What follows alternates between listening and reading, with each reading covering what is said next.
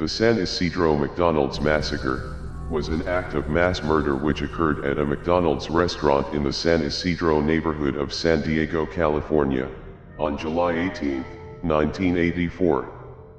The perpetrator, 41-year-old James Huberty, fatally shot 21 people and wounded 19 others before being killed by a police sniper approximately 77 minutes after he had first opened fire.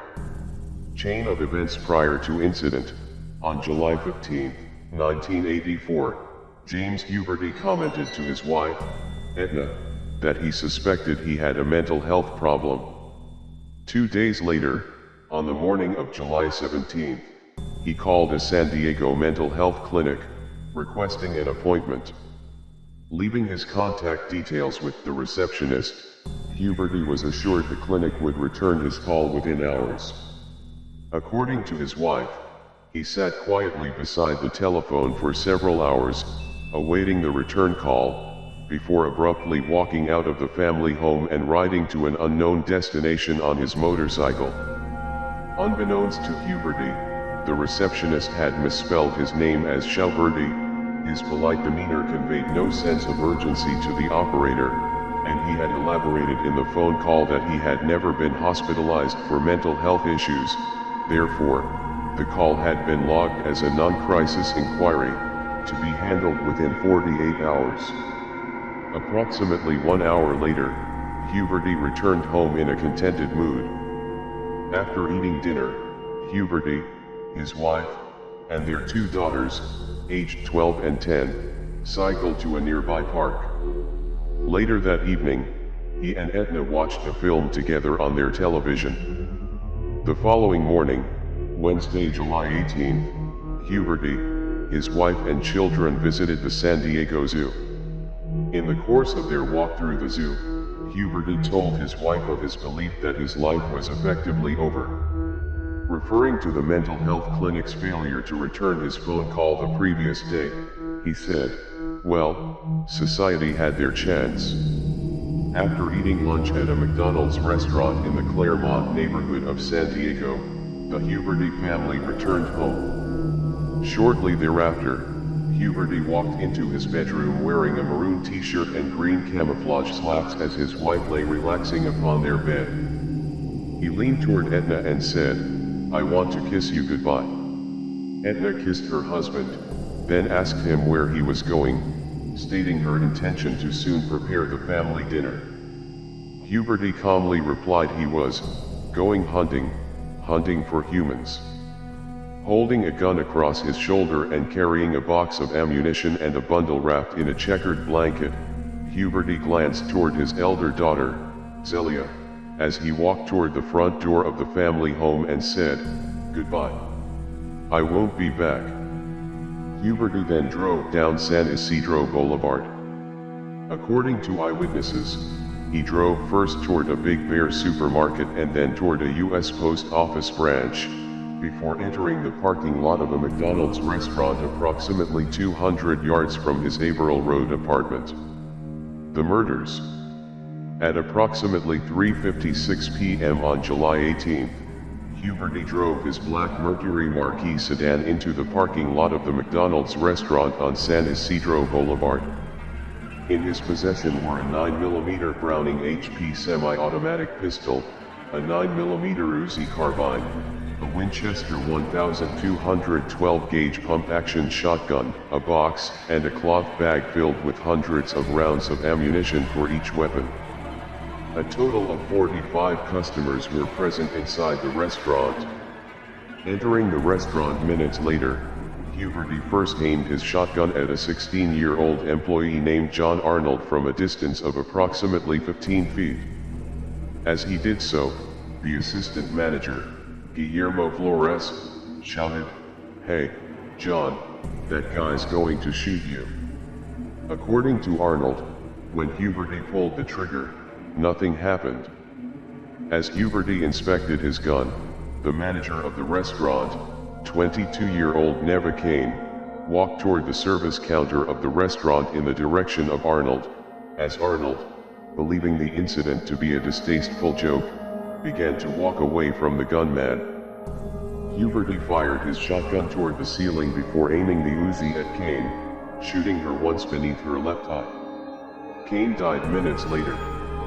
Immediately after shooting Kane, Huberty fired his shotgun at Arnold, wounding the teenager in the chest and arm, before shouting a comment to the effect of, "Everybody on the ground." Huberty then referred to all present in the restaurant as dirty swine, Vietnam assholes, before claiming that he had killed 1,000 and that he intended to kill 1,000 more. Upon hearing Huberty's profane rant and seeing Kane and Arnold shot, one customer, 25-year-old Victor Rivera, tried to persuade Huberty not to shoot anyone else. In response, Huberty shot Rivera 14 times, repeatedly shouting "shut up" as Rivera screamed in pain. As staff and customers tried to hide beneath tables and service booths, Huberty turned his attention toward 6 women and children huddled together. He first killed 19-year-old Maria Colmenero Silva with a single gunshot to the chest, then fatally shot 9-year-old Claudia Perez in the stomach, cheek, thigh, hip, leg, chest, back, armpit, and head with his Uzi. He then wounded Perez's 15-year-old sister Imelda once in the hand with the same weapon, and fired upon 11-year-old Aurora Pina with his shotgun. Pina, initially wounded in the leg, had been shielded by her pregnant aunt, 18-year-old Jackie Reyes. Huberty shot Reyes 48 times with the Uzi. Beside his mother's body, 8-month-old Carlos Reyes sat up and wailed, whereupon Huberty shouted at the child, then killed the infant with a single pistol shot to the center of the back. Huberty then shot and killed a 62-year-old trucker named Lawrence Verslois, before targeting a family seated near the play area of the restaurant who had tried to shield their son and his friend beneath the tables with their bodies. 31-year-old Blythe Reagan Herrera had shielded her 11-year-old son, Mateo, beneath one booth, as her husband, Ronald, protected Mateo's friend, 12-year-old Keith Thomas, beneath a booth directly across from them. Ronald Herrera urged Thomas not to move, shielding the boy with his body. Thomas was shot in the shoulder, arm, wrist, and left elbow, but was not seriously wounded. Ronald Herrera was shot 6 times in the stomach, chest, arm, hip, shoulder, and head but survived. His wife, Blythe, and son, Mateo, were both killed by numerous gunshots to the head. Nearby, 3 women had also attempted to hide beneath a booth. 24-year-old Guadalupe Del Rio lay against a wall. She was shielded by her friends, 25-year-old Gloria Ramirez, and 31-year-old Araceli Huelvas Vargas. Del Rio was hit several times but was not seriously wounded. Ramirez was unhurt, whereas Vargas received a single gunshot wound to the back of the head. She died of her wound the next day, the only person fatally wounded who lived long enough to reach a hospital. At another booth, Huberty killed 45-year-old banker Hugo Velasquez with a single shot to the chest.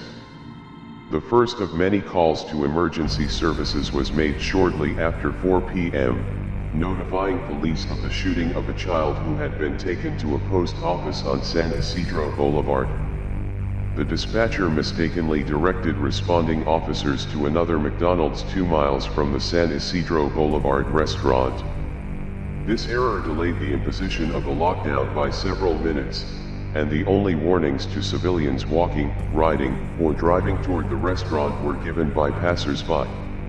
Shortly after 4 p.m., a young woman named Lydia Flores drove into the parking lot stopping at the food pickup window.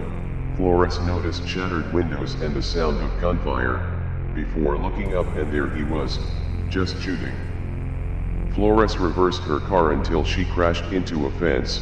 She hid in some bushes with her 2-year-old daughter until the shooting ended. At approximately 4:05 p.m., a Mexican couple, Astolfo and Maricela Felix, drove toward one of the service areas of the restaurant. Noting the shattered laminated glass, Astolfo initially assumed renovation work was in progress and that Huberty, striding toward the car, was a repairman. Huberty fired his shotgun and Uzi at the couple and their 4-month-old daughter, Carlota, striking Maricela in the face, arms, and chest, blinding her in one eye and permanently rendering one hand unusable. Her baby was critically wounded in the neck, chest, and abdomen. Astolfo was wounded in the chest and head. As Astolfo and Maricela staggered away from Huberty's line of fire, Maricela gave their baby to her husband. Astolfo handed the shrieking child to a young woman named Lucia Velasco as his wife collapsed against a car. Velasco rushed the baby to a nearby hospital as her husband assisted Astolfo and Maricela into a nearby building. All 3 members of the Felix family survived. 3 11-year-old boys then rode their bikes into the west parking lot to purchase sundaes. Hearing a member of the public yell something unintelligible from across the street, all 3 hesitated, before Huberty shot the 3 boys with his shotgun and Uzi. Joshua Coleman fell to the ground critically wounded in the back, arm, and leg. He later recalled looking toward his 2 friends, Omer Alonso Hernandez and David Flores Delgado, noting that Hernandez was on the ground with multiple gunshot wounds to his back and had started vomiting. Delgado had received several gunshot wounds to his head. Coleman survived. Hernandez and Delgado both died at the scene.